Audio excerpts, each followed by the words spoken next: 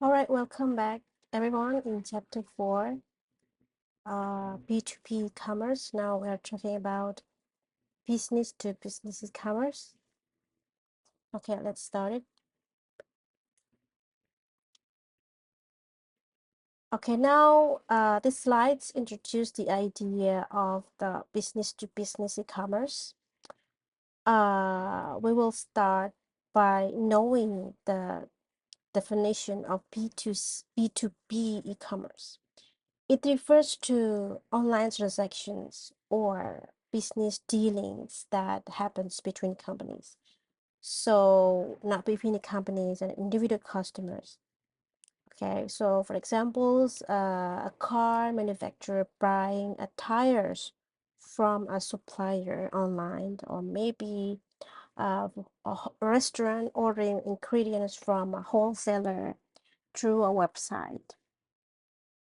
And this kind of transactions are conducted electronically using the internet, like a regular online shopping, but it's for the businesses, okay? And if it's using internets, it's a private networks within company, and of course using an extranets.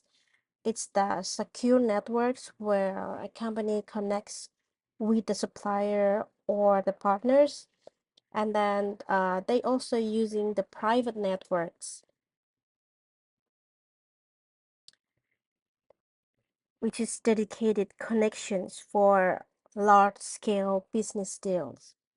And we have another names for B2B e-commerce. It's called electronic B2B or EB2B, EB2B, or maybe just B2B is okay.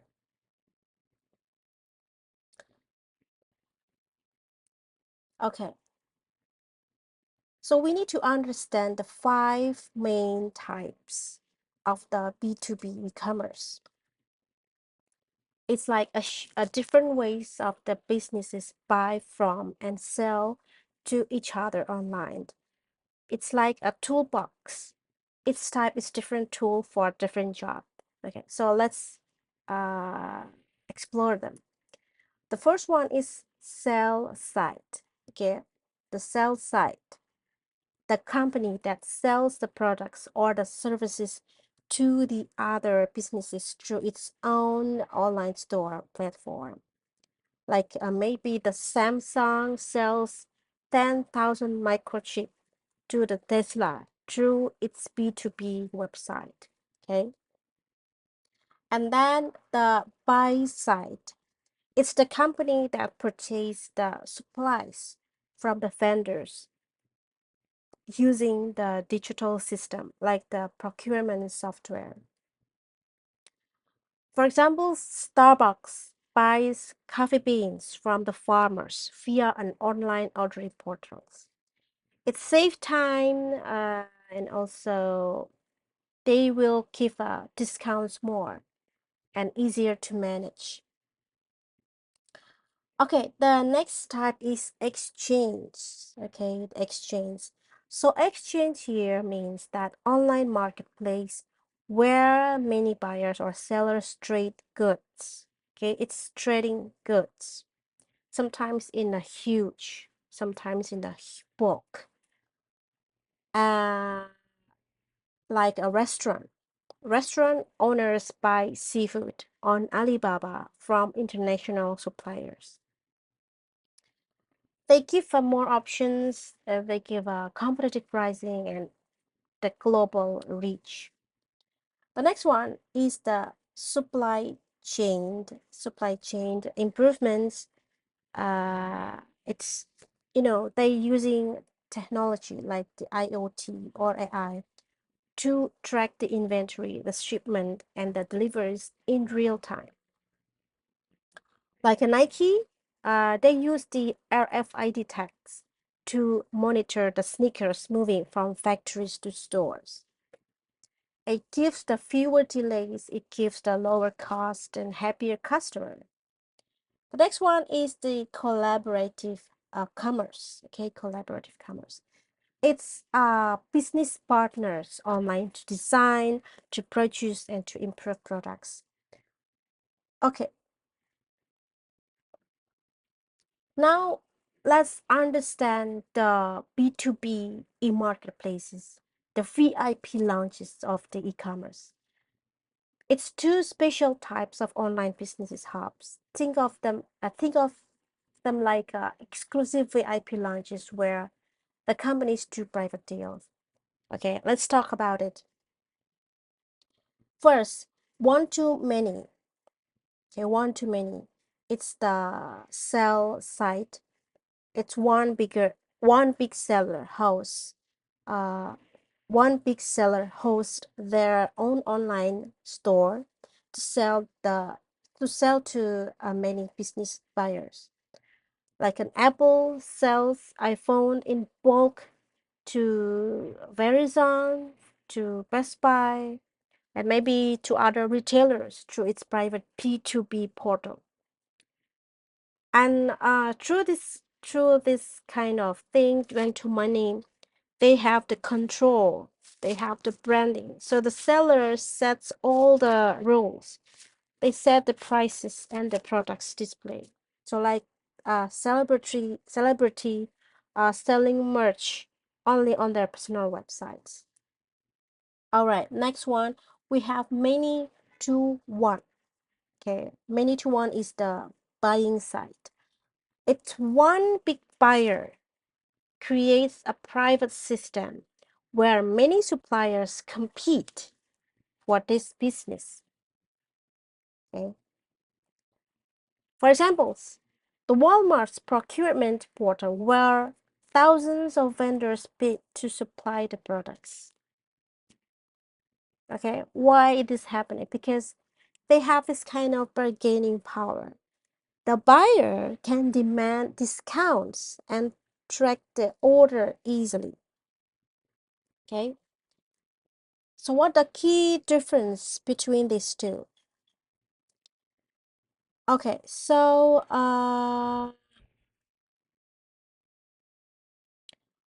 for one to many, okay, the companies with strong brands, um, like a Tesla selling the batteries to car makers. Okay, that's one to many. And then many to one is like the buyer side. It's good for large purchases, like Starbucks sourcing the coffee beans. Okay.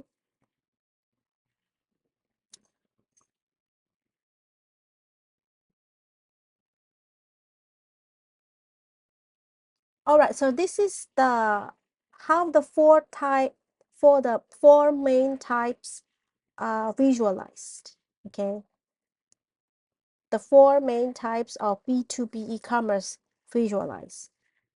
The diagram shows how the business interact online in four key ways. Okay.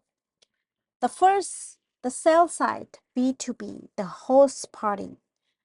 We have one seller, for example, one seller and then company A, uh, company B, company C, and company D.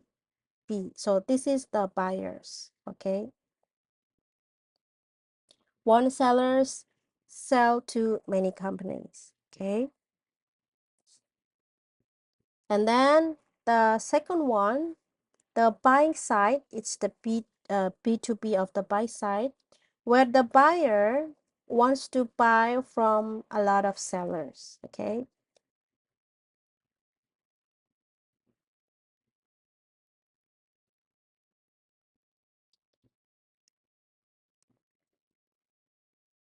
Next one is the electronic exchange. It's the open marketplace where the many buyers and many sellers, they meet in the exchange here, okay? Trade on a natural platform. And the last one, the fourth type, It's the supply chain improvements and collaborative commerce. Okay. It's the companies that work together digitally to optimize the production and shipping. Okay. So this is the company. They uh, they hire,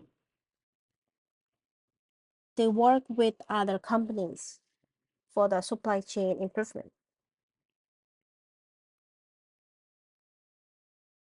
All right, so this is the four types of the B2B commerce.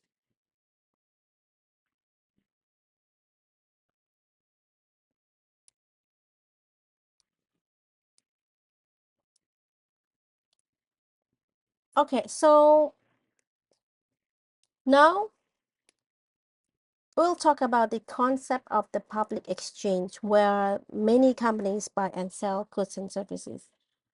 So it's like a bustling digital marketplace, but for businesses only. Okay. So public exchange, what is public exchange? It's an online marketplace where many buyers and many sellers connect to trade the goods or services.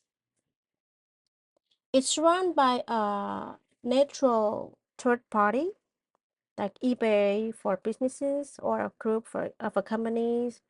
And the key feature is to open to all qualified buyers and sellers. So here, the buyers can compare prices from hundreds of suppliers at once. And the sellers, they get access to a huge pool of the potential customers. And for the platforms, they act as a referee. They ensure the fair play and sometimes handling the payments and the shipping. Okay.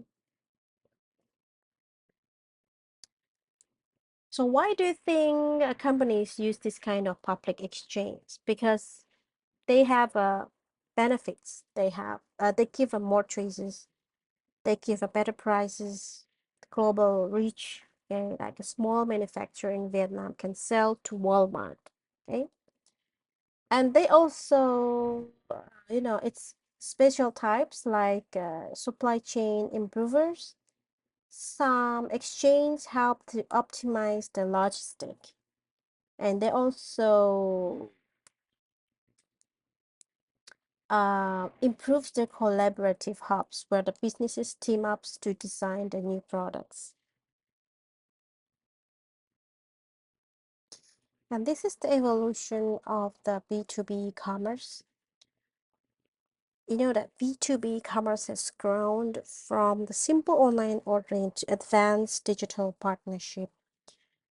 And during the first generation on 1995, it's the online catalog era. Okay, it's the online catalog era where the companies moved to paper catalogs to basic websites. Okay, it's just a simple web pages with products lists. And then move on to the second generation on 1997. It's a transaction pace, so the businesses could actually buy and sell online. And there are some new features like online ordering system, and then the early e-marketplace like eBay for businesses, and then the basic auctions. And then during the third generation, uh, in 2000, it's the integration age where the it's connected different businesses system, and we have some innovations like supply chain software, which can track the shipments, and then the CRM systems to manage the customer relationship, and the only mobile access. And then during the fourth generation, during the fourth generation, uh, the business working together online, they start to have RFID, okay, tracking, and then the supply chain improvements and the e-learning, and they use a multi-channel. And then during the fifth generation, I think they doing a mistyping. It should be 2010 here and beyond. So they have more intelligent future, cutting edge, because we have the social media integration, and then AI powered recommendation, multi-channel expert systems, smart contracts. Okay, yeah. So this is we are now. Now, the companies, the key players in online business trade. You know that the B2B e-commerce, you imagine the e-commerce as a busy city where different businesses work together to get the products made and delivered. And this slide will show you the city map with all the important players. Okay. And the core players are the suppliers, and then okay, so suppliers here, they provide raw materials or the components. And then for the sub suppliers, the suppliers, okay, they provide materials to the main suppliers. Okay. And then the digital middlemen, the intermediaries, these are like the matchmakers of the B2B commerce. Okay. There are some types, the types of the intermediaries, the exchange, the directories, and e-distributors. So the e-distributors here, they sell products directly to businesses online, while the exchange here is the online marketplaces where many buyers and sellers meet, or the directories here, like the yellow pages for the business.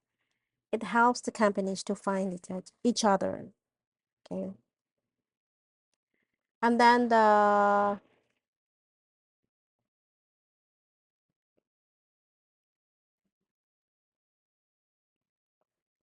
support crew.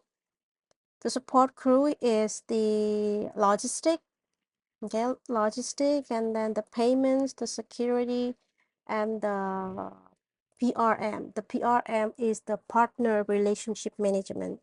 It's kind of software to manage the business partnership. Okay. Okay, so the collaboration is the key. You know that in this diagram, you see the arrows. The arrow shows how everyone works together. Like, the suppliers, the sub-suppliers arrowing to the suppliers. It means that the suppliers get the materials from the sub-suppliers. Okay, like sub-suppliers provide materials for suppliers. Okay, and then the companies, okay, our companies support services to get help. Okay, so it's like collaboration to get help each other. And then the intermediaries and to everyone, yeah, they all connect to each other too. Well, it's a huge B2B commerce. It's 5 times bigger than the consumer e-commerce.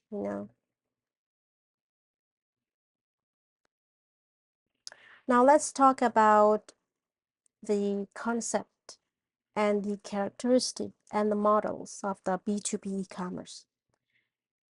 Now let's first talk about the characteristic. Okay. What are the parties included in B2B? Of course, the sellers, the buyers, and the intermediaries.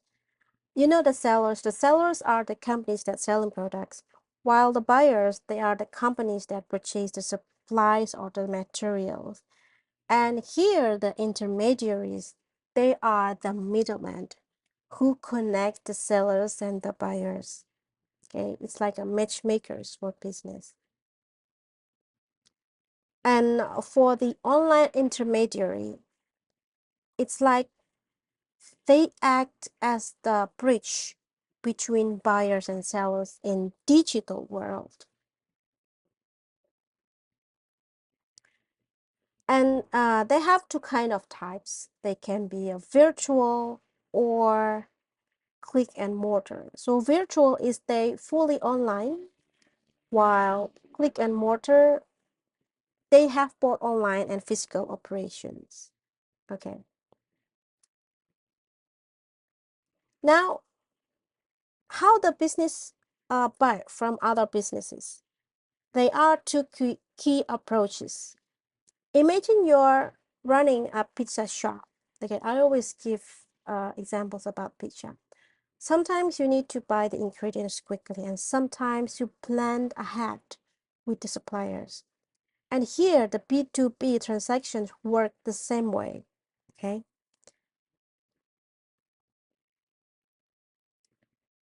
Okay, so there are two main method companies use to purchase the goods and services. The first is spot buying. Spot buying is the quick fix. It's the buying goods immediately at the current market prices, like the shopping at the store, because you need it urgently, but it's only one-time purchases or when the prices are good. Okay, that's called spot buying. And then the second one is called strategic or systematic sourcing. So it's like a negotiated contracts with the suppliers for ongoing needs. And it's sometimes at the fixed prices. It's for essential, regularly used materials where stability matters. All right.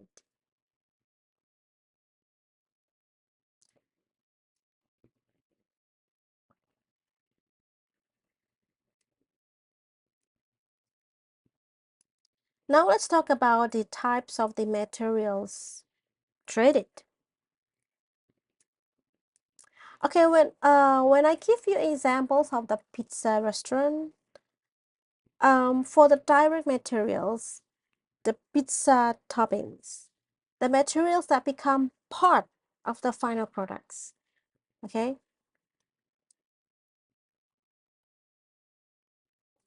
For examples like a steel in the car or maybe a paper in a book, right?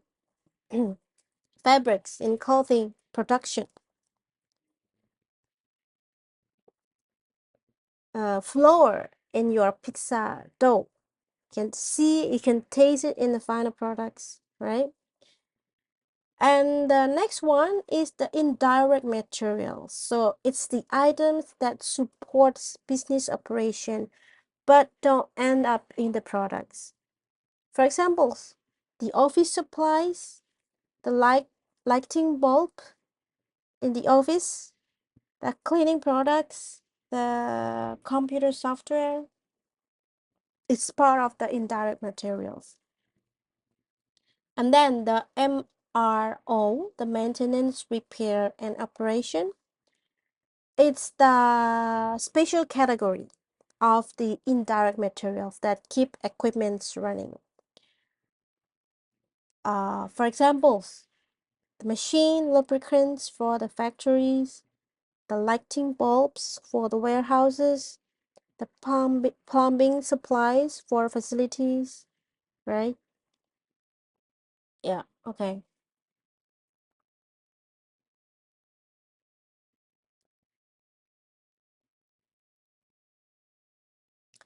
Okay, so let's talk about the two types of the direction, okay, direction of the trades, okay?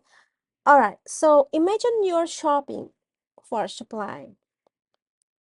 Would you go to a specialist store or you go to the general supermarket. The B2B marketplace work the same way. So this slide explains the two main types of the directions of the trade. First is called vertical marketplace. Vertical marketplace is the specialist stores, the online platform that focus on one specific industry. Okay, for example, the steel, the chemicals, okay, the fashions, maybe, yeah. And then the second type is called horizontal marketplace. So it's like a business supermarkets. It's the platforms that selling products or services used by all industries, like an office supplies, computers, maybe the human resource services like LinkedIn for recruiting, something like that. Okay.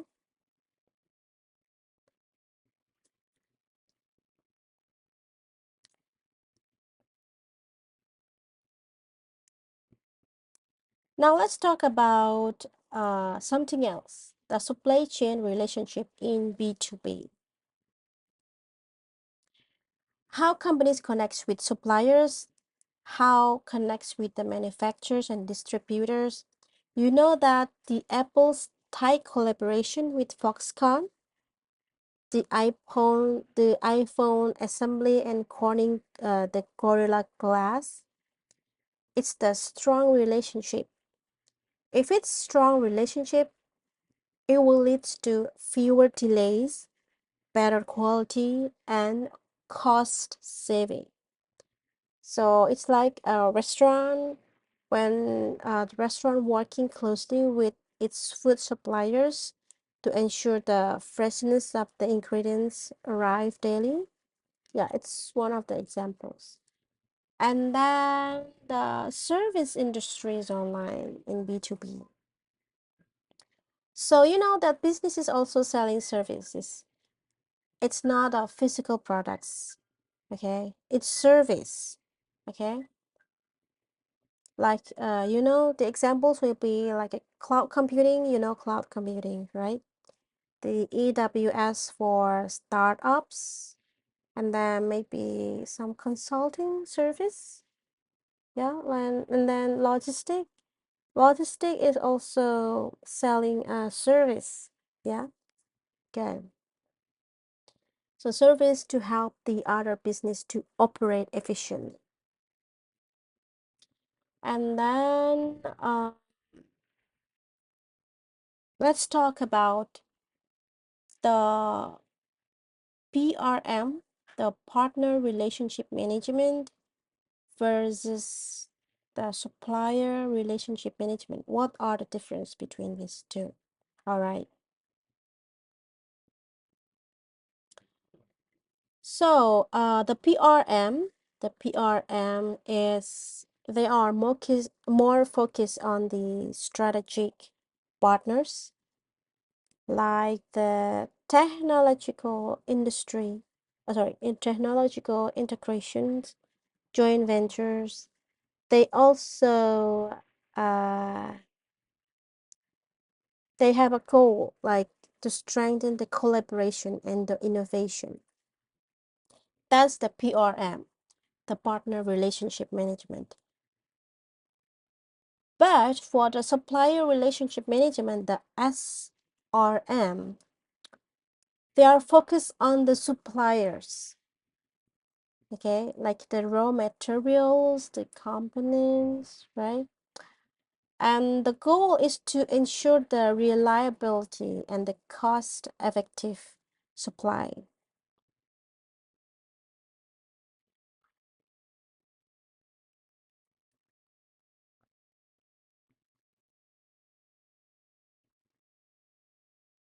All right, now let's talk about the benefits and limitation of the B2B.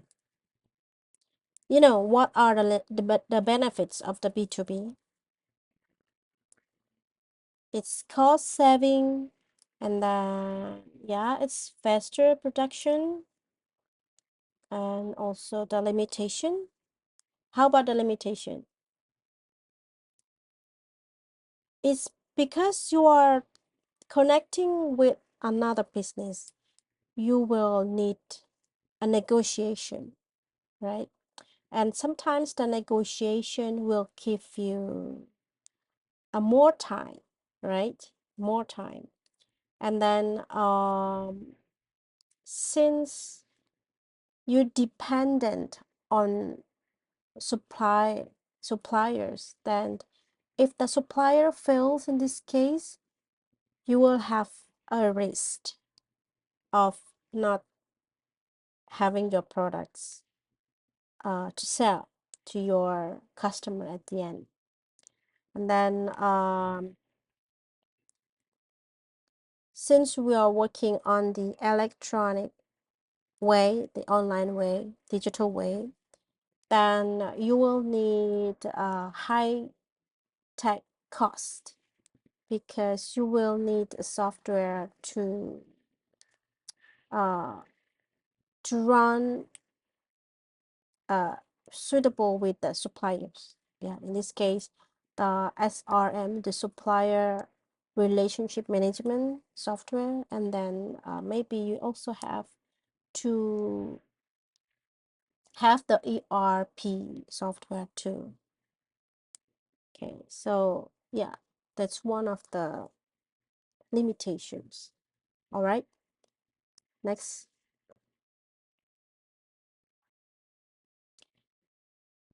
Okay, now let's talk about the one-to-many.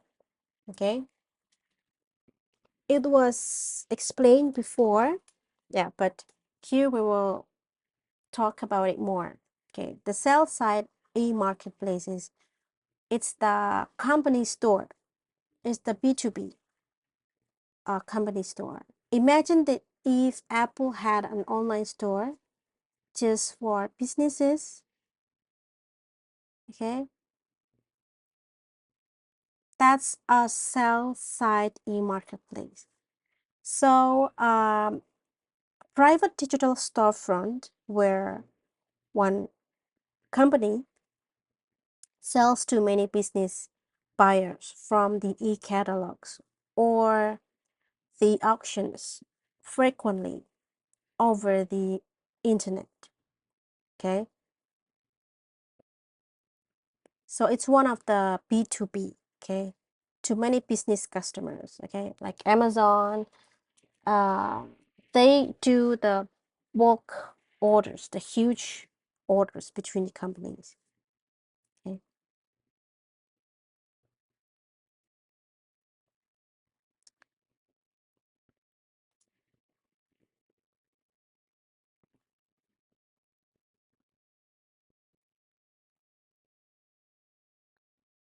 okay, so in this slide we can see uh, different ways of the manufacturer that sell their products to B2B, to businesses, and to customer, okay, B2C.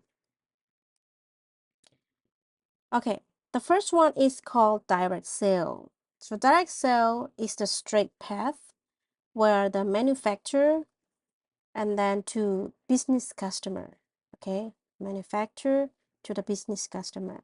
The factory sells directly to the other companies via their online store, okay, their online store. And the second type, using the distributor marketplace, okay, the wholesale hub where the manufacturer, okay, to the distributor and then to the business customer. Okay, so the supplier sell in bulk to the middleman. Middleman can be distributor or the retailer, and then sell to the businesses. All right, and you know that we have a retailer here. It's the customized route. Okay, so from the manufacturer and then retailer and then to customer. Okay, customer. So retailer here, they can also sell to the business customer or for the individual customer.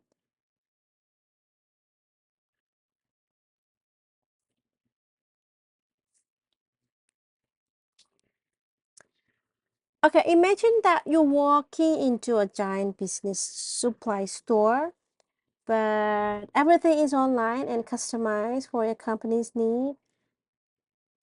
That's called sell-side e-marketplace over. Okay, so let's talk about it. Sales from the catalogs, okay, the online storefront is the digital versions of the products catalogs where the business buyers can browse and order. Okay, and it has the customization and self-configuration. The buyers can tailor the products to their exact needs before purchasing. For examples like Dell's website, where the businesses configure the computers, okay, and Caterpillar's portal to order customized machinery. Yeah, it saves time, right? Because it's reduced the phone and the email negotiation. And how about the benefits and the limitation of the online sales from the catalogs? The benefits, since it's online, it's 24 hours in 7 days, global buyers, okay? And it can reduce the sales of the staff cost. It's easy price and featured comparison. However, they also have the limitation. Okay, the limitation is, it's kind of high setup cost for the sellers. Okay, and it's still somehow it's complex negotiation and requires tech savvy buyers. You need to be with the buyers that know technology, right? However, it's a comprehensive sell side system. This combines everything into one powerful platform. The catalog management, the the order processing, and the customer account portal, and the integration with the buyer procurement system.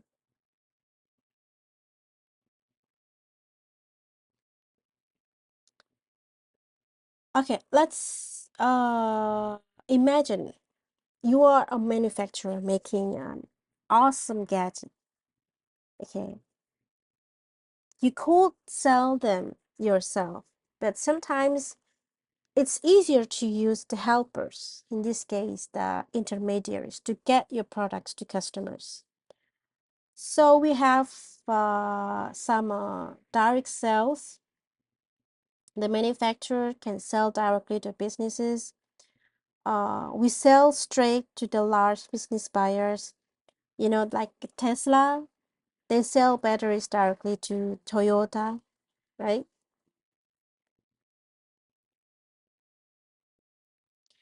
And option two, we use intermediaries uh, and let the specialized distributor or wholesalers handle the sales. And the manufacturers sell the bulk in to the intermediaries, and then the intermediaries combine the products from many brands. And then they will sell to smaller businesses via the catalogs or websites.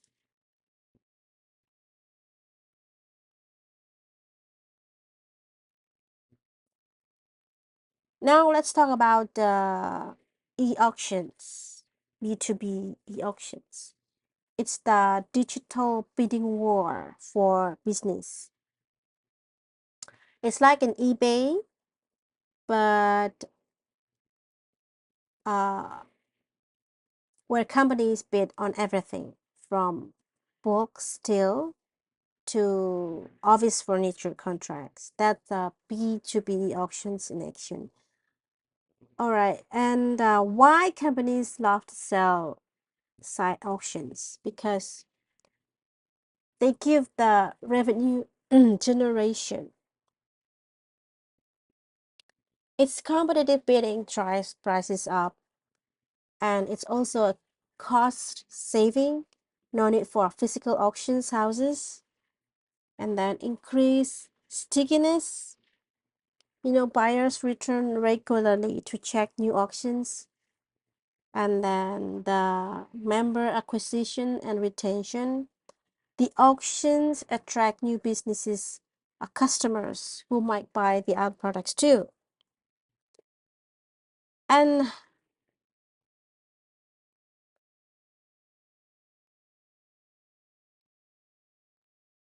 how it works. The two main approach, like the company will run the auctions, they will host it on the seller's own website, and then there may be the intermediate platform. It's specialized B2B auction sites.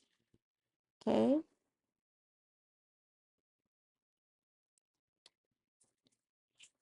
Now the buy side in marketplaces, the business buyer's superpower.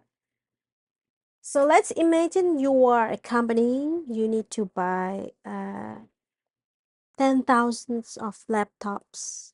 Okay. So instead of calling its supplier, you could use a buy side e-marketplace, like having a personal shopping assistant who can get you the best deals automatically. So what is a buy side e-marketplace? It's like a private online hub where the companies can source suppliers, okay, can run the purchasing process and to manage the orders. Yeah.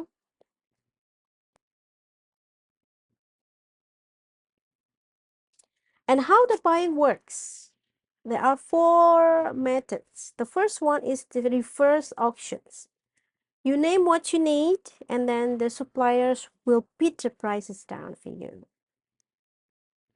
And then the next one is through negotiation. It's online haggling for the complex purchases, okay? Or maybe by the group purchasing, small businesses team up to get a bulk discount, right? Or maybe using any procurement methods.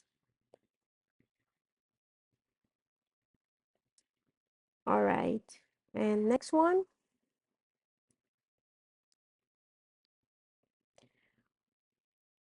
Okay, so let's have an imagination. Yeah, it's a old school way. Imagine that your school's cafeteria manager needs to buy 100 kilograms of potatoes. The old way was chaotic.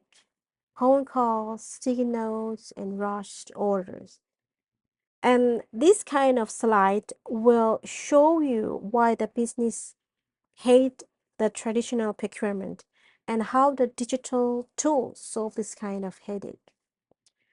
Okay, so traditional procurement paint, what are they? And because in the manual process, okay, the phone, the email orders, and then maybe lost paperwork, and then comes to delay, right? And there's no visibility. It's hard to track spending across the departments, something like that. So we have this kind of the e-procurement. It's kind of system auto orders from the pre-approved vendors at contracted rate.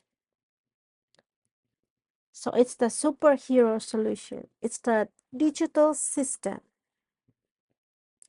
that automates purchasing. They can invoice contracts and tracks everything. Okay. Okay, so let's check out the traditional first. Okay, the traditional procurement process. This flowchart shows why the businesses hate purchasing before the egg procurement. Imagine that ordering pans for your office requiring 12 steps and weeks of waiting. Okay, for example, the first one. Okay, I need I need a staff. An employee fills uh, fills out a requisition form. Okay, requisition form here. It's like a permission slip to buy, and then it will stuck in manager's inbox for days. Okay, and then needs to print the purchase orders, mail, and then mails it to the supplier. And the problem is maybe supplier won't get it for a week, might not get it in a week. And from the supplier side hassles, they are doing manually processing orders. They do the packing, they do the shipping, they do the mails, paper invoice. Oh my god, there will be a delays in shipping, and then maybe incoming lost invoices are common. And then when it comes to accounting, okay, when it comes to accounting, they also need to watch match the three documents: the pre-order, the invoice, and the receipt, the delivery receipt, to approve the payment. Okay, the problem is if one missing paper, and then the payment will be delayed for months. So this is how the traditional procurement process. Okay, so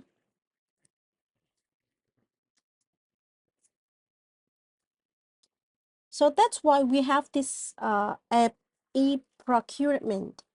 It's the digital upgrade for the business buying. Okay, so you know that e-procurement is the system, the digital system that automates the purchasing, saving time and money. So instead of just faxing the purchase order, they can just let the system do auto orders something, okay, when the stock is low. And there are for a lot of types of the e-procurement. The first one is e-sourcing. E-sourcing is the finding suppliers online. And then e-tendering. E-tendering is the like a posting projects needs for bids.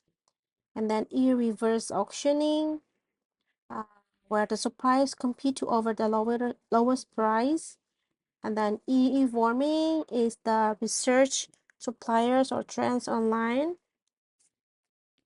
And then when it comes to the web-based ERP, it's the company's digital brain that connects the purchase with the inventory or with accounting, like it's SAP.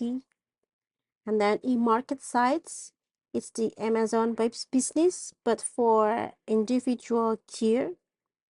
And the next one is the EMRO. It's the buying maintenance supplies, like the like bulbs via auto replenishment. Okay.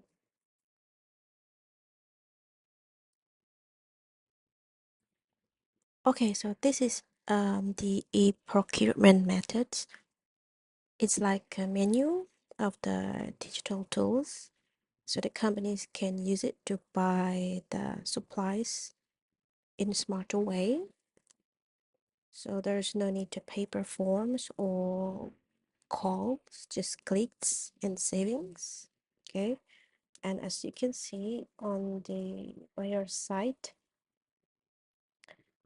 where the company's private portal. Okay, and this is where the seller sites is the vendors, the online catalog, and then the exchange, where the marketplaces, like Alibaba for bulk materials. Okay.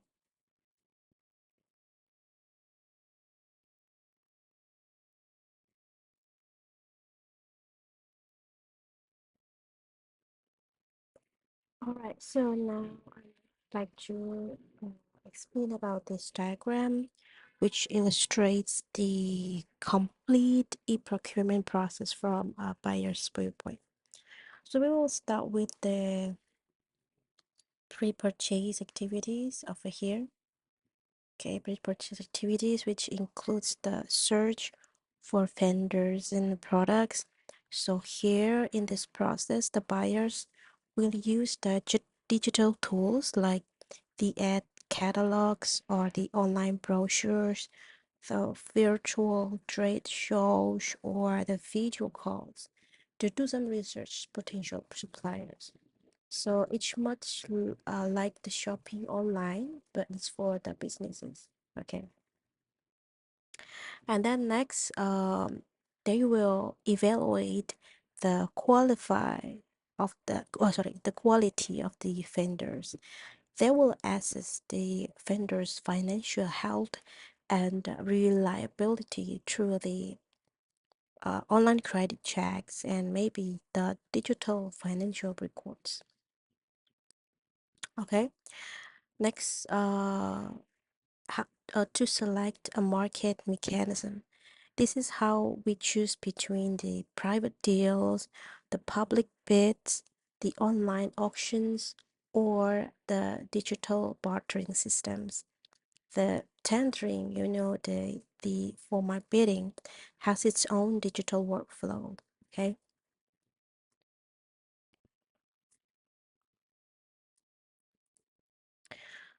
All right. So the next one is to the purchase decision. Okay, to compare and to negotiate.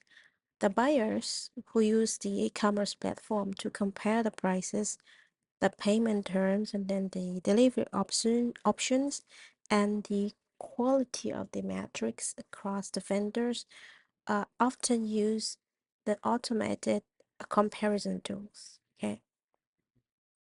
And next one, make a purchase arrangement.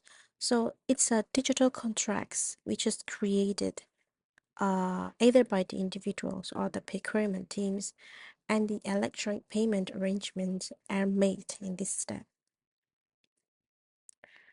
Alright, after the make a purchase arrangement happens, then we come up with the order fulfillment. Okay, so order fulfillment, we start with the initiate purchase order. Okay, the the buyer completes an electronic form or triggers an automated reorder from the inventory system, and then they will receive the shipment. So upon the delivery, they will verify the digital shipping documents, the invoice, and then the product's quality, because sometimes they're using the IoT sensors. And after that, the post purchase. Okay, the post purchase, and then make payments. Okay, it's electronic approval workflow followed by the digital funds transfer. It can be by EFT, via transfer, or the blockchain payments in some cases.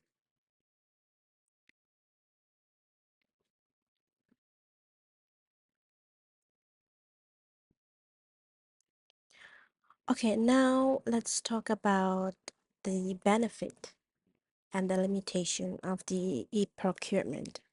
Okay, so the benefit of the e-procurement are it gives the massive saving. Okay, we can automatically find the best prices, and then it's extremely fast. No more waiting for the paper approvals in this case. And of course, it's global marketplace. You can buy from suppliers worldwide with a few clicks, right? And of course, it will uh, give the company smarter decisions. It will lead to a smarter decisions because the AI tracks the spending patterns and then suggests the better deals.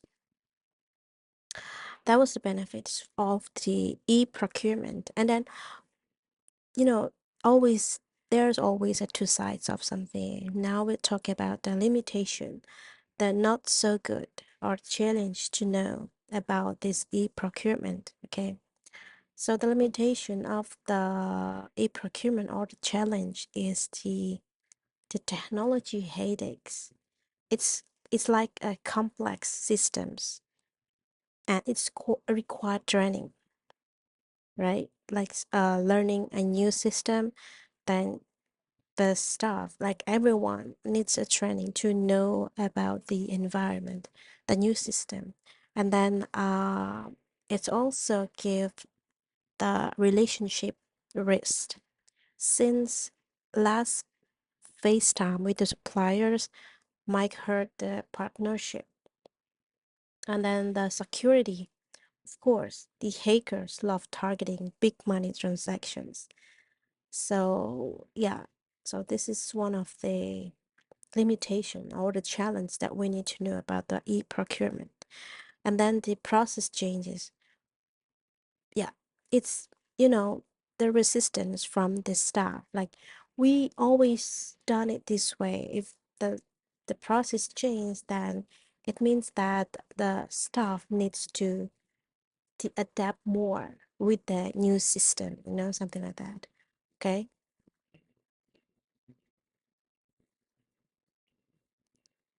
All right. Now we talk about the reverse auction from the buyer side at the e-marketplace. You know that for businesses, when the university, our university, buying 100 laptops, and then instead of you bidding up, the suppliers will compete to bid down the prices. That's the magic of the reverse auctions. And there are three ways on how the step, okay? This is the step of the reverse auctions. The first one is to request for a quote. It's RFQ. You post what you need, okay, and then the supplier will battle it out, okay. The approved vendors will see each other's bids in real time, and then the price will drops every time someone bids lower. And then after that, the supplier will win if if the customer or the buyer picks the best combo of the price and the quality. Okay, the supplier will win. All right, so that's how it works. Okay, and this is how the two-step process of the reverse auction, which is shown in the diagram. So let's talk about the first one. Okay, where posting the bid invitations, and then the internal preparation, the company's contract and the purchasing department will prepare the bid requirements, and they define what they want to buy. They do. They also write the specification, the terms, etc. And then they will invite the sellers. Okay, they will invite the sellers. The buyer, the buyer uh can post the bid invitation. It's publicly on their enterprise website. It's open to all qualified suppliers. And maybe for the restricted invitations only to a pre-approved vendors, they will send by email or web portals. Okay. All right. So For the step two, where we evaluate the bids by the buyer. Okay, after the step one, then we come up with the step two. The supplier bids. Okay, the multiple supplier, one, two, three, submit the competing bids, and in a true reverse auctions, they will see the competing offers and they can lower the prices. Okay, can lower the prices. And then when it comes to the evaluation process, the contracts and the purchasing department will evaluate all the bids and they will reject some for not meeting the requirements, and they will only accept the most favorable one, usually the lowest price, but may consider the quality and the delivery and etc. Something like that. Okay.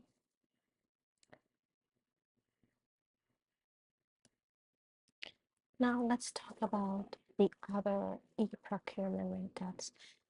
It's the internal procurement marketplace. So imagine that we have an Amazon, but just for your company. That's essentially what an internal procurement marketplace is. It's a private, it's a company specific online shopping systems where the aggregated suppliers catalog. Um, the aggregated suppliers catalog is are all the approved vendors' product catalogs, which is combined into one unified digital catalog. And the pre-approved purchasing is the employees that can only see or can buy items from the vetted suppliers. And it's also a controlled environment. You know that everything meets the company's standards and pricing agreements. Okay. Okay. So for example, what happens inside of our university, for example. Um Instead of each department contacting office supply stores individually, the university will combine some of the stores, okay, local stores, a catalog into one internal website, and then the professors can order mortars, administrators can buy the printers, and I have everything from this single portal. And then come up with the group purchasing. It's a teamwork for a better deal, something like that. And let's imagine that your teammates, okay, your friend, your lovely friends, they do a pulling snack orders to get the whole prices. And that's group purchasing in the business world. And this is how it works. Okay, it's called an internal aggregation, okay, within one company. Like a university, our campus combines orders from all departments. Okay, so they combined hundreds of laptops instead of only five to get a discount of the retail prices. Okay, something like that. And then in terms of the external aggregation, it's the multiple companies. It's like 50 small hotels. Maybe they join forces to buy towels in bulk. Okay, so they will get a big discount. Okay,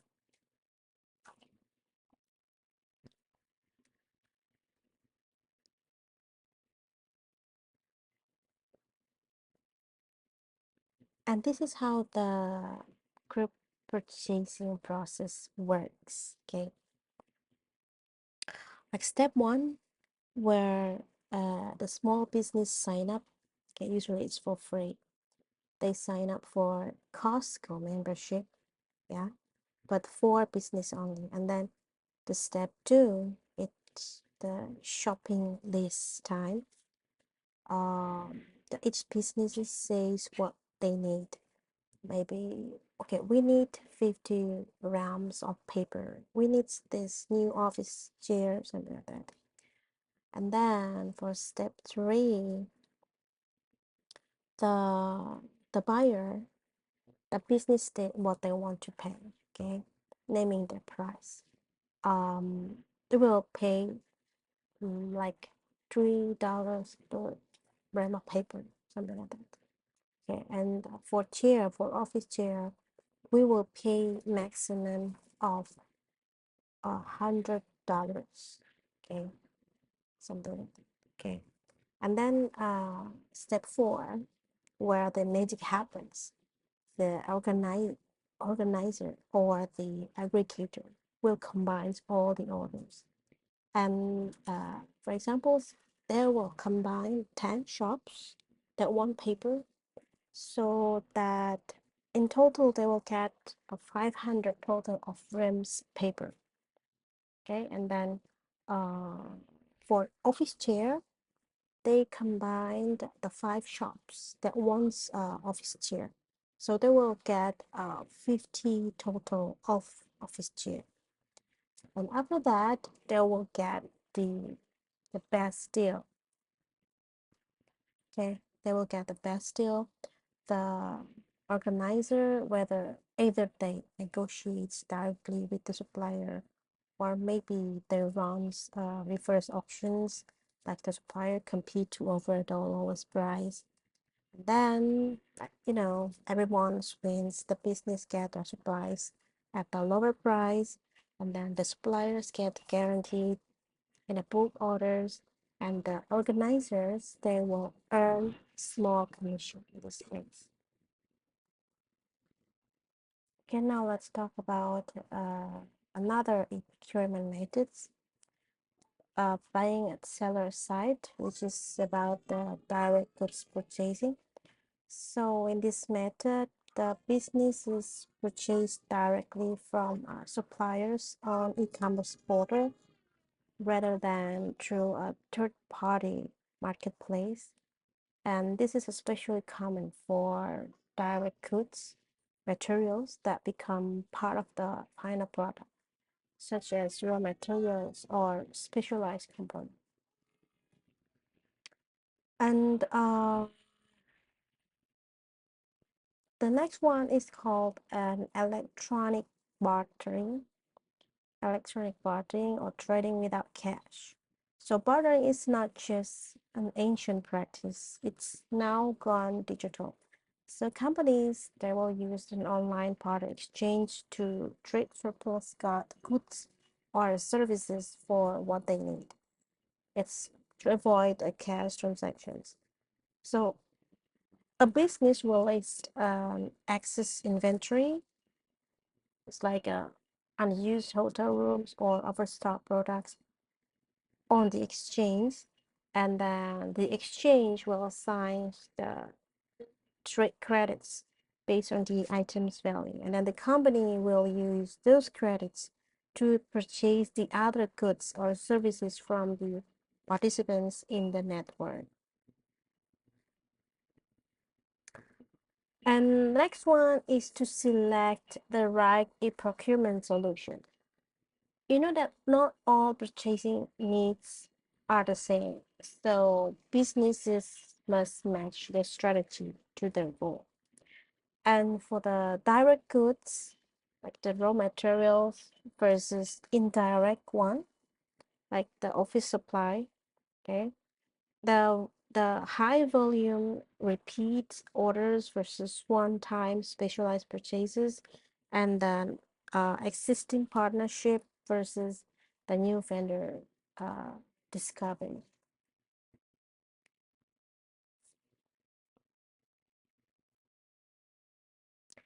All right, now imagine Tinder,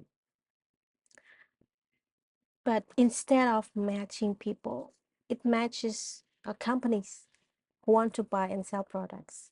So that's essentially what the B2B exchange do. Okay, number one, uh, functions of exchange. It's like matchmaking for business. It connects buyers with the right sellers, and then facilitating transactions.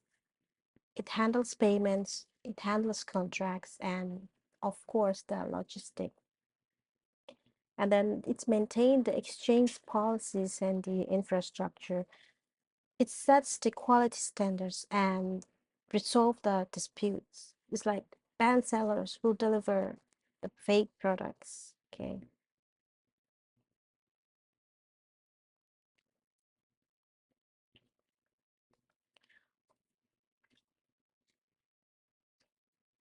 So if you think of a B2B exchange, it's like a bustling a marketplace where everyone involved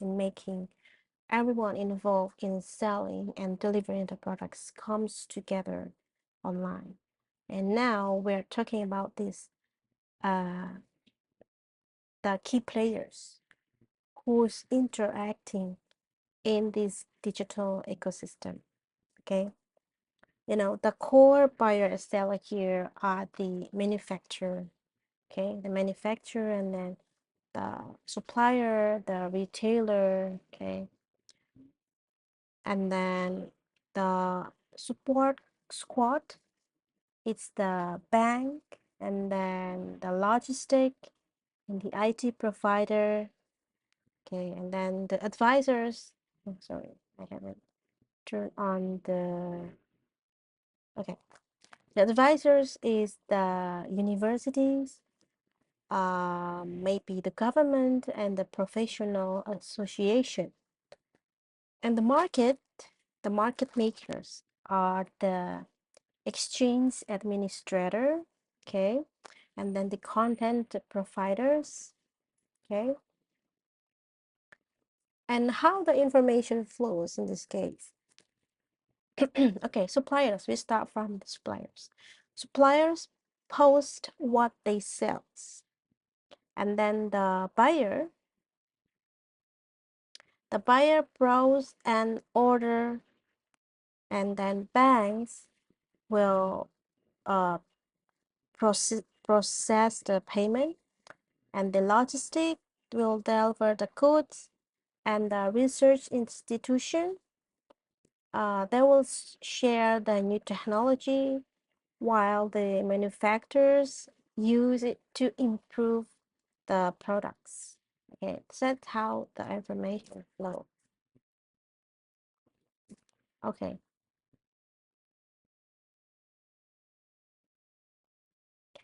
how about the services in exchange? Like Amazon, and then PayPal, FedEx, and a business news network combined into one super platform. That's what a B2B exchange offers. And these slides, it lists all the tools that provide to make the buy and sell between the companies seamless. Okay, the matchmaking service. You know that buyer and seller registration, it's like creating a business profile on LinkedIn. And then how the deal making tool, it's like a RFQ bid coordination. It helps the buyers to compare the quotes. And then for the auction management, they run reverse auctions where the suppliers compete to lower the prices. And in terms of the protocol translation, it makes different computer systems talk to each other. And the groupware lets team to collaborate on the purchases. Okay. In terms of the logistic and money, where the payments and then the order tracking happens. And after that, the business intelligence, where the reports on the market trends, like steel prices rising next quarter. Okay, like some industry analysis in this case. In this case. Okay, class. Now let's talk about B2B exchange. So it's still like Amazon, but strictly for business to business transaction. So instead of you buying a single laptop on Amazon, let's imagine that our university need to buy 500 laptops at once. So where the B2B exchange comes in, and there are two main types you should know about. First, we have an independent marketplaces like the Alibaba.com or in China. And then these are open to any business and sell all kinds of products. It's kind of like a giant digital wholesale market.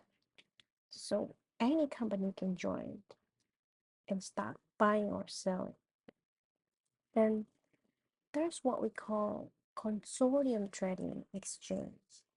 These are more specialized.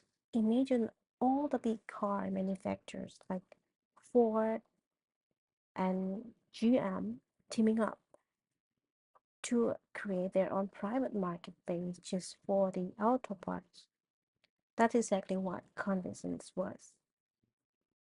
And then this industry specific exchange allows the companies to trade with their trusted partners. So what does it matter? Well, this kind of exchange made a business purchasing faster, uh, cheaper, and more transparent. So instead of making dozens of phone calls to suppliers, everything just happens online with clear pricing. And because the business are buying in bulk, they will get much better deals than you or I could get at in a shopping retail. And think about it this way: when you need a textbook, you might check an Amazon or make Shopee or the campus bookstore. But when your university needs to buy thousands of textbooks, they will use a B2B exchange where they can negotiate better prices and terms. That's the power of the business to business e-commerce. All right, now let's talk about something really interesting: the dynamic pricing in B2B exchange. You know how the Uber prices change when it's raining or during the rush hour? That's called a dynamic pricing. But this time it's for the businesses. So in B2B exchange, prices are not fixed. They constantly adjust based on the supply and demand. So just like stock market prices moving up and down. And imagine you are running a factory that needs steel. On a B2B exchange, the price you pay for that steel might change by the minute. If lots of manufacturers suddenly need steel, means high demand, the prices will go up. But if the steel mills have excess inventory, means that the high supply, the prices will drop. This happens automatically through the smart algorithm. And the cool part is this helps the balance of the market efficiently. Sellers will get the best possible price when the demand is high, while the buyers can score deals when the supply is plentiful. But there's a catch: it can be unpredictable. One day you might get a good price on materials, and the next day the same order could cost 20% more. And this kind of exchange makes money by taking the small fees on each transaction. So kind of like eBay charges sellers, maybe Shopee they also charge the sellers. So whether the prices go up or down, the exchange always gets its cut. So it's smart, pretty smart business model, right? And then for the flight, okay, this is also for the flight, the plane ticket. The person next to you to book the flight probably paid a different price, okay? And now imagine that happening with industrial goods worth millions of dollars. That's the power and the complexity of the dynamic pricing in the B2B world. Okay, now let's break down the pros and cons of the B2B exchange. This digital marketplace where the businesses buy and sell to each other, like Amazon for companies. Okay? So for buyers, it's like hitting the jackpot. Imagine the shopping. Imagine you shop at the Costco, but for business, huge selection, huge discount, and it's available 24 hours from your office. And then you can compare 10 suppliers in minutes instead of days, right?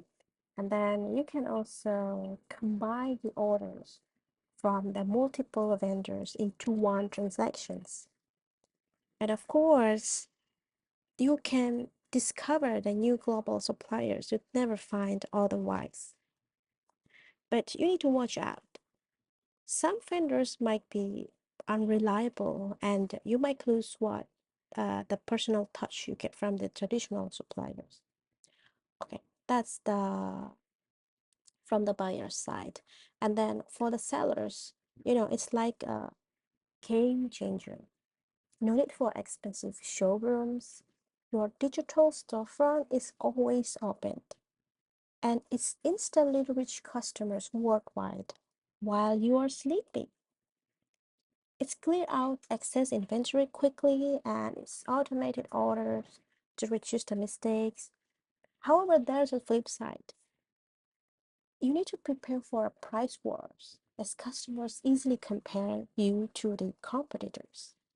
And then you also need to pay fees on every sale, even to existing customers.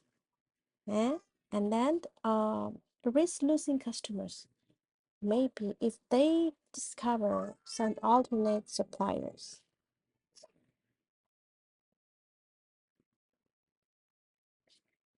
And the big picture, well, this kind of exchange create incredible efficiency, but also intensify competition. So it's like moving from a neighborhood store to the world biggest marketplace overnight. It's amazing opportunities, but new challenge too. Okay. Now let's talk about the portals. Okay, but it's for B2B. So it's like a specialized Google for businesses. And imagine instead of searching the whole internet, the companies will have their own private search engines just for the business needs. And this kind of portals collect all the information, industry, news, and then the supplier directories and the market data in only one convenient place. Now, the portals, okay, there are portals and vortals. The portals take this step further. So they're like a super specialized portals for specific industries. The V stands for vertical, meaning that focus deeply on one industry. So think of it like a general B2B portal is like university library. It has everything. However, for the vertical, the V1, it's like your major's department library. Only has what's relevant to your field.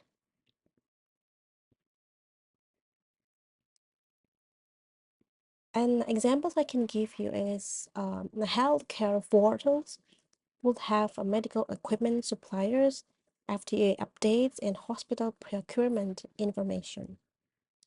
And why does it matter? Because in business, time is money. These portals will save company hours of searching by putting all their industry specific tools and the connections in one place. So it's like having it's VIP pass to everything important in your field.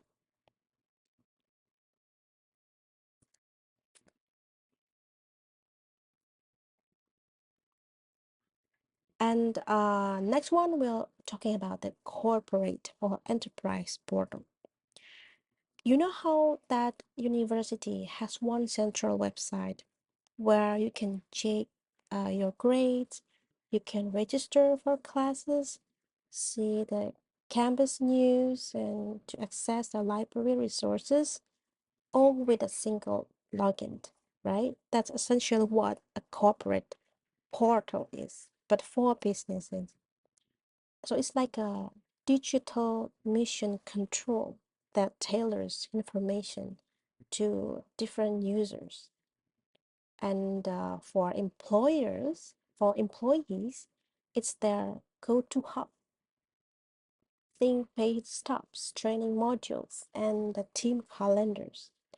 So the customers might log in into the portal to track the orders, to submit support tickets, while the suppliers will use it to monitor the inventory and doing invoices. And the executives even get their own VIP version of the real-time sales dashboard. And of course, everything's mobile friendly now because let's be honest, you'd rather approve a purchase order from your phone than track back to the office, right? And magic is these portals cuts through chaos by putting the right tools in the right hands securely. No more hunting through emails or begging IT for reports. It's all centralized. Okay. So imagine if your student portal also let professors submit grades, also allow parents to pay tuition, and gave the alumni event updates. That's the power of the corporate portal.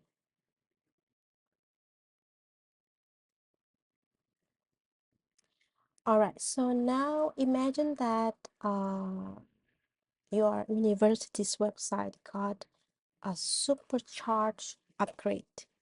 Okay, supercharged upgrade. That's basically what a corporate portal is.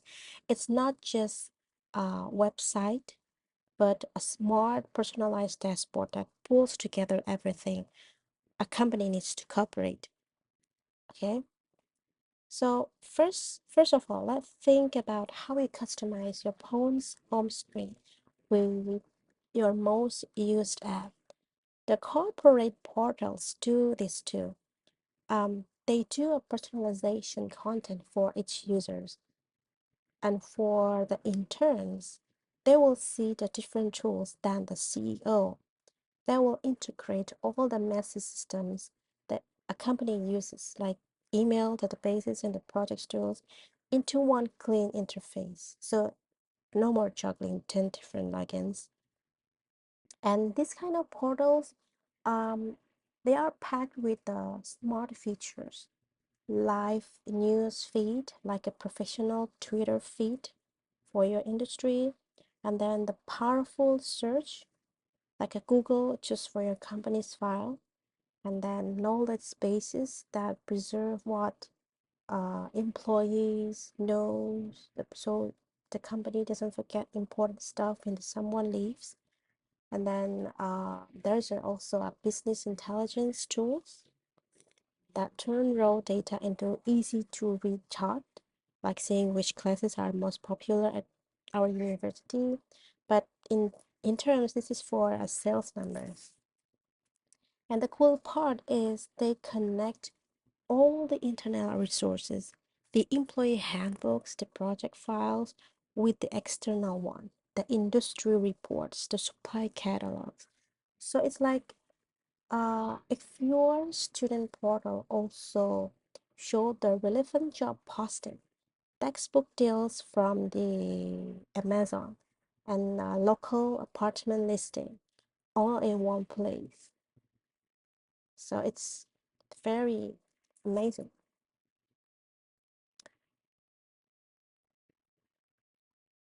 Okay. Um, let's talk about the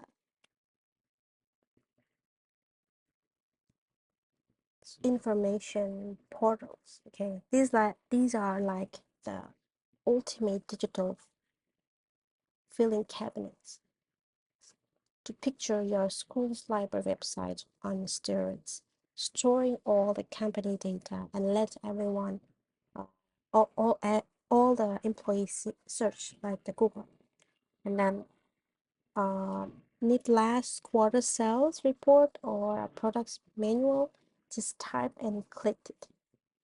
And then the next one is the collaborative portals. This is where the teamwork happens online. Think of like Slack mixed with a Google Drive. The teams can share files, can edit documents together real time, and discuss the projects.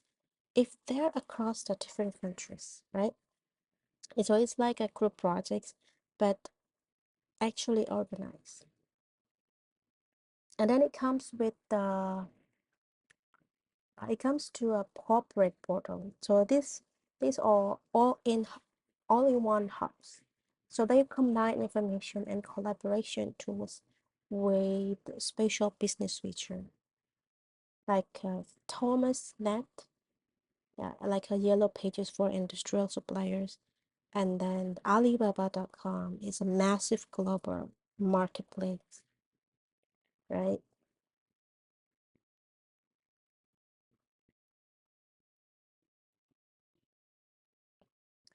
Now, let's talk about B2B and social media.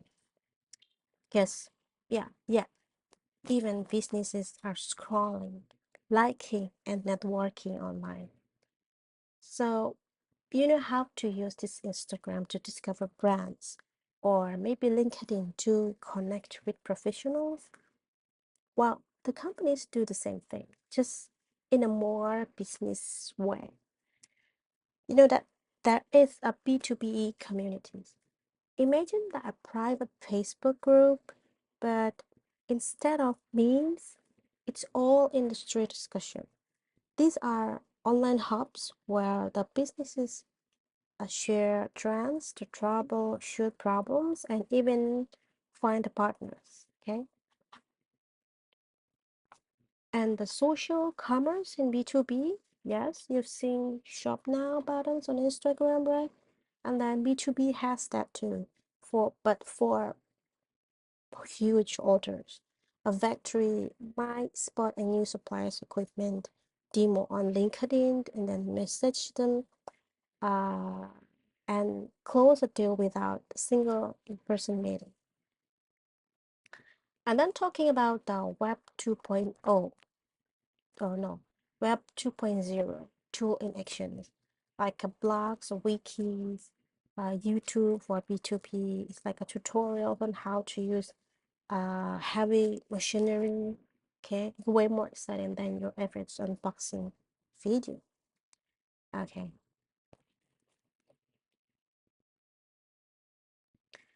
all right, now let's talk about still talking about B2B and social media. Okay, it's how the business is using social media, but it's not what you think.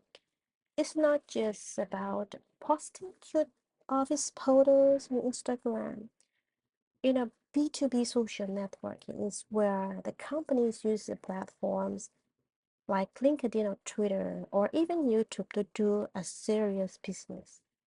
So instead of just call calling potential clients, A sales representative shares an insightful industry report on LinkedIn, and then the CEO comments on it. They will reconnect, and boom, $1 million partnership begins with a simple, just like that. And that's the B2B social network. Some real success story when a small manufacturer landed their biggest client ever thought in a LinkedIn message. An IT company grew its leads by 200% by using Twitter threads explaining the text trend. And a factory reduced equipment downtime by crowdsourcing solution in a private Facebook group. And the strategy is about being helpful, not salesy, and the business that succeeds share knowledge, answer questions, and build trust. So just like how your network had a career fair, but online.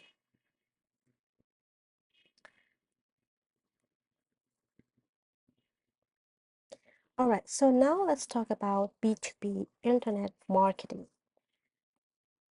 Okay, so this marketing where the customers are the other businesses and the stakes are much higher.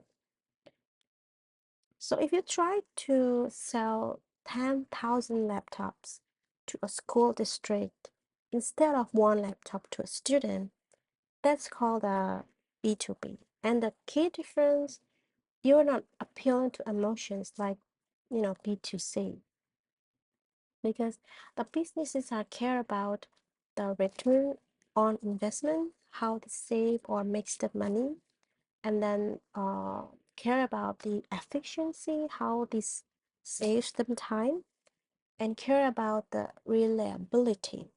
Will you deliver on time every time? And the buying process is way more complex too. So instead of one person deciding, there's usually the user who actually uses the product, or the influencer, the tech expert who evaluates the options, or the decision maker, the executive who signs the check, or maybe the gatekeeper who assists the assistant who controls the access. And here's where the internet marketing comes in. The LinkedIn becomes your best friend. And then the webinars replace the commercial meetings. All right, so now let's imagine your club at a university that wants to buy a laptop for everyone. Okay, so it's not just one person deciding it, it's a whole process with different people influence the choices. Okay, that's how the B2B buying works. Okay, so who's involved in this case? Um, the individual influence, like how your club president's technology knowledge or the treasurer's budget focus shapes what they want, and then maybe the senior advisor pushes for brand A while the secretary argues for brand B. So your club might have to buy from approved vendors, just like the companies do. So what affects the decision? Of course, ever seen those fancy laptop demos? Yeah, as B2B buyers notice that too. The market stimuli. And then unlike B2C where you pick your phone, the committee will debate like which vendors and then how many, is it pay now or pay later? So it's the buyer's decision. And then how the e-commerce helps in this case, that B2B, good B2B sites offer a huge discount. over the delivery tracking and 24 hours in 7 days chat. It's like Shopee, but it's for factories. And then the security and trust. You will not buy hundreds of laptops without payment protections, right? So business need that times 1,000. Okay, think of TSMC buying machinery. The engineers, in this case the users, they care about the specs. And then the finance, it's the decision makers. They care about the cost. And the procurement team, they handle the contract. And the vendors' websites better answer all their needs at once.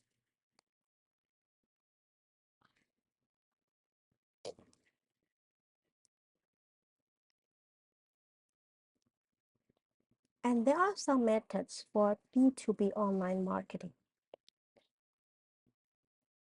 The first one is targeting to the right customers.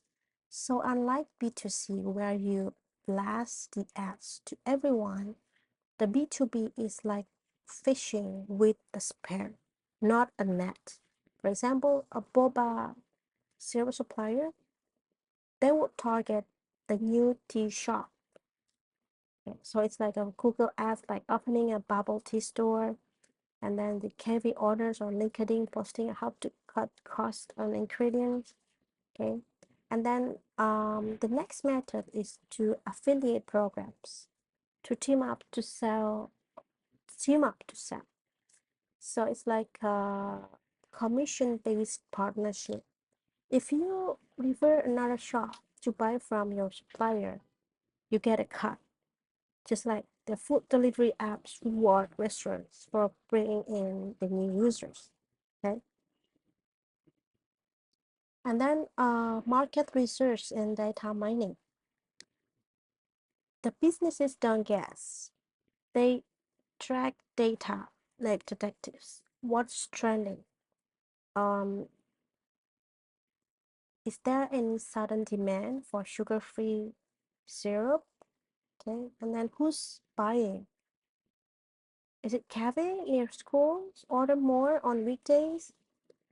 And what do they leave? Shipping costs too high? Okay. So that was the B2B internet marketing. And there is one real example in Taiwan. Like a local tea leaf wholesalers, they might use line official accounts to send a bulk discounts to the registered shop.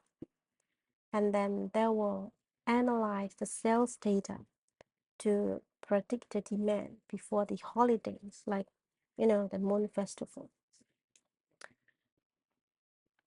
All right, everyone, that was chapter 4. I think I don't need to answer this kind of managerial issues. You need to be uh, more critical with this kind of issues, and then maybe I will pick one of the issues and become one of the assignments. Okay.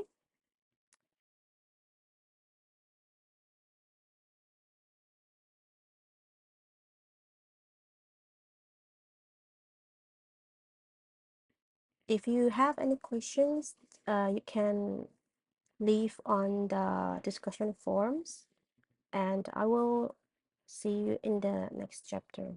Okay, goodbye.